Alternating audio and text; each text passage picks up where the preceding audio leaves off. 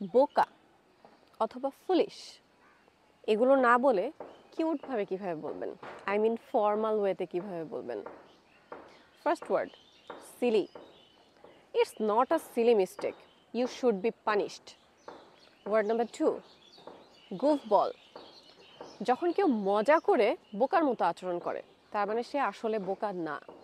Stop being such a goofball and tell me what actually happened. Word number 3 clueless, যখন কেউ আসলে এই বিষয়ে কিছুই জানে না। He is completely clueless about how to cook, he burn the rice. Word number 4 ditsy, যখন কেউ একটু সাবকনশিয়াস মাইন্ডে বোকার মতো কোনো আচরণ করে ফেলে। She is a little ditzy sometimes, but she means well.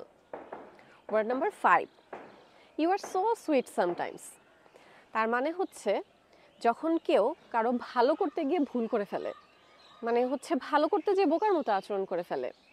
You are so sweet sometimes, but this is the wrong way.